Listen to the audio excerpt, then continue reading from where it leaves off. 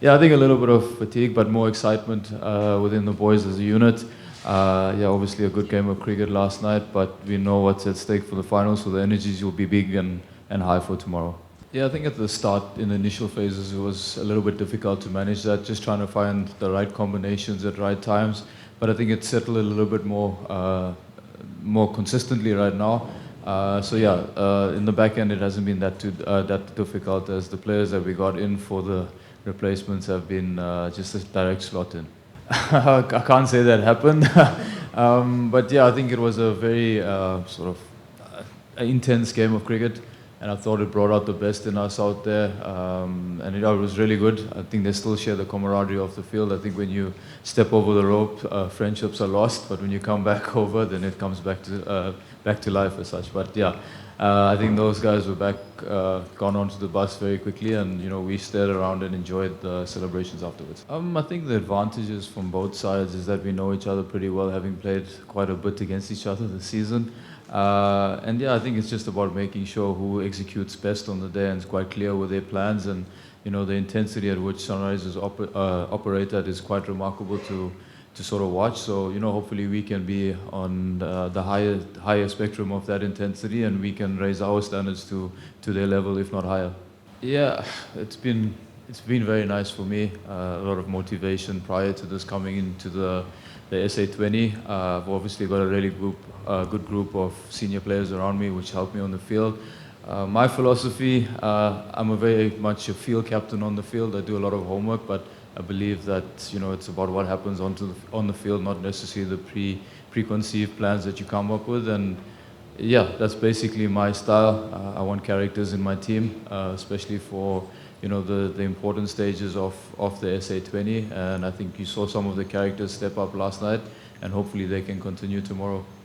I don't even have words to sort of express the feeling towards his form, because he's actually been scintillating from day one, and for the last 2 years his cricket's come on leap and bounds. Probably one of the best, if not the best T20 batter in the world right now. He has the ability to just sort of go about his business, give him 10 balls to himself, and the next 20, well, you could be disappearing. So I think he's done that exceptionally well. He's led this batting unit and led this team, especially in pressure moments. I think at one stage yesterday, 200 was a very sort of unreachable target, and he and Vian came in and just set the tone from ball one and got us to that mark. So I think he's doing an exceptional job, and hopefully he gets one more bite at the cherry tomorrow to do that. I've only bowled to him once, after about 5 sixes. Yes, I did. I think that's because someone was fielding on the bank. But yeah, he's a difficult batter to bowl to. Yeah, I've had prior experience with Lance. He was a domestic coach in the system when I was coming about, and he's probably the reason why I played international cricket. So he brings a nice sense of calm. He's very poker-faced in the change room, so he doesn't give too much away. He's a good motivator. He knows how to bring out the best in people. Jonty's a caffeine body the whole time. He's just got a bundle of energy. He doesn't stop talking, doesn't stop moving around, and I think the guys are feeding really nicely on him, off him rather. And Morne is a gentle giant. He brings a nice experience to the bowling lineup, quite clear with the plans. And having worked with him in the last year, it's brilliant to see how his growth has come about as a coach. I know him as a player, but to see his transition as a coach has been quite phenomenal to see. I think it's more the mindset. He's just quite clear in what he wants to do and identifying situations where he can thrive on. He doesn't give too much away. I think his skill has always been there. It's also the trust and belief in what he has that's obviously transferred into his game right now. It's a strange one with regards to a final. We obviously take confidence from the fact that we've played better cricket this year, slightly more consistent cricket, so we do take confidence from that, but it is a final, and whoever sort of delivers on the day is going to lift the trophy, and whatever happened before that doesn't really matter. So that's how we're viewing it. It's obviously going to be a fantastic occasion for us and for them and for everyone that's out there to watch, and hopefully both teams can put on a great show and show some good entertainment. Yeah, a lot of luck, to be honest. You don't plan for things like that to happen, and when they do, it's obviously exciting in the moment, but yeah, it's not a often occurrence, I would say. So obviously pleased that it managed to stick, but can't. It's hard to explain sort of how it all unfolded. It sort of just happened, but definitely the form players of their team, if you're able to stick on to half chances, I think it could make a massive difference in the result of the game. So we'll be going for all the catches. We'll be trying our best, of course, as we've been doing all season, and if it's meant to be, then it'll be fantastic. Yeah, it's a tricky one.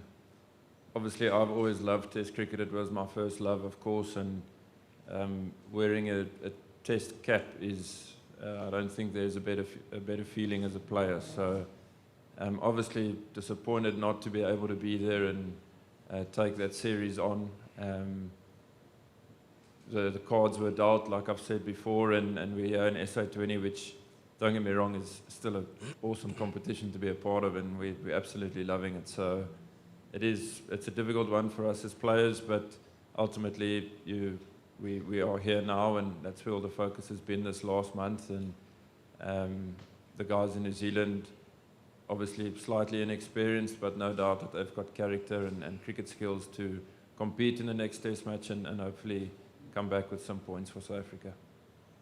Possibly. I think it'll make for great viewing, so wouldn't be anti it, let's put it that way. So if it were to happen, it would be great.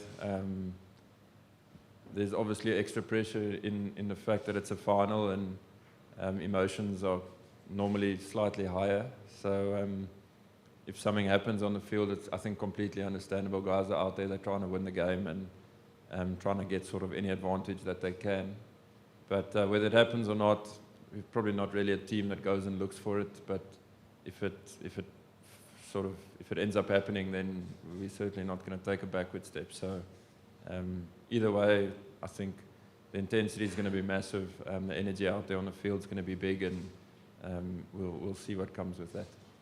Yeah, it's great. We've seen a lot of guys put their hands up and score massive runs, take lots of wickets, and really sort of throw their name into the hat. So it's always healthy to have, after a tournament like this, healthy to have many options that you could choose from. So obviously selection for that T20 World Cup after this tournament is gonna be difficult. As I said, guys have done really well, so we'll have to have meetings, have discussions, sort of work out plans, what's going to work that side. Obviously, playing 3 games in New York, no one really knows what conditions are going to be like, so that is a bit of a challenge, but try to sort of cover all bases and select the best team that can hopefully do well that side. Yeah, it's going to be busy, that's for sure. Quite a few players, I think, are in the same boat, but it is T20 cricket ultimately, and obviously a lot shorter and demands maybe slightly less energy for, obviously it's just a short period of time. So hopefully fatigue and things like that don't creep in, but you do have to be real with things like that. And if guys are needing a week off, then I think it's the best for everyone involved to grant them that week off. So players will have to be honest. I think management will have to be honest, which they have been, and try and manage it as best as you can. But hopefully from an IPL point of view, we can have a better year than we did last year. Obviously, from a signings point of view, they've made some really great signings, and which normally should help the team. So hopefully that's the case, and I haven't spent too much time thinking about IPL just yet, so we'll sort of cross that bridge when we get there. But yeah, it's going to be another exciting tournament. Yeah, he's done wonders. He wants the tough overs. He wants to bowl at the back when the pressure's on and be the guy that gets the team over the line, which sits really well within our team for characters like that. So obviously from a performance point of view, we've all seen what he's done, and it's fantastic for him to have achieved what he has so far, this SA20. But once you get to know Ota's obviously quite a chilled, relaxed guy, but a massive competitor on the field, so he'll be coming tomorrow to sort of whatever has happened in the comp. It's not going to affect him. Tomorrow is pretty much everything for him, and that's sort of the character that he is. So looking forward to him bowling those tough overs, putting his hand up, if it doesn't work out, it's completely okay. We've seen he's been incredible this comp, and the attitude that he brings towards those tough moments is, as a captain, ultimately what you want. So we'll see what happens tomorrow, but he's had a fantastic competition and he brings a great attitude to the team. Sure, hard to say. It's all pretty much comes down to tomorrow and delivering the goods to hopefully win a game of cricket. That's all it is tomorrow. It is a final, of course, and we respect and appreciate that a lot, but it's still just a game of cricket that you have to go out and make good decisions, assess conditions really well, and then hopefully have the skills and deliver those skills, what's needed. So, I mean, if we haven't lost you yet, it's great news for us, but we're not going to look too much into that. We'll sort of just front up tomorrow and see what happens. It is. He's been in incredible form, and again, watching him last night, you sort of sit on the couch and watch, and you go, "Jeez, how do you get this guy out?" So he's in that massive purple patch that's been going on now for a really long period of time, and take this competition out of it, it gives you goosebumps as a mate and as a teammate to see someone like him doing incredibly well. So we'll try our best with the plans that we've come up with to hopefully get him out. But if it's one of those nights where you doff your cap to the opposition and he does what Heinrich Claessen's been doing, then it is what it is. But we're certainly going to try to get him out, and because, like you say, it's a massive wicket, and hopefully we can get that right. I suppose when you're in a moment like this, the back end of a tournament, and your focus is on trying to win a trophy, you might not think along those lines about what it could do for you in the future. But I think once you get there to a World Cup in a few months' time, you can look back, reflect back to things that might have worked in similar conditions, and then take confidence from that. So definitely, I think it's probably one of the biggest benefits of this competition is each venue's conditions are so different, and it's great for cricket to have those challenges, and for management and players to have to adapt their games. And it's, for me, probably up there with the biggest challenge of this competition. So hopefully one day we can look back down the line and be like, it was a similar wicket, and what did we do that worked, and try to implement that. But yeah, hopefully we can do that at the World Cup. Yeah, we trained now before this. The wicket looks pretty good. I think pretty standard sort of Newlands wicket for the time being. I can't see it being anything different to how the comp has been so far. So we'll look back and see what's worked here, what's worked for us, what's worked for other teams, and take that into our decision making. But yeah, I think pretty standard from how it's been the whole comp.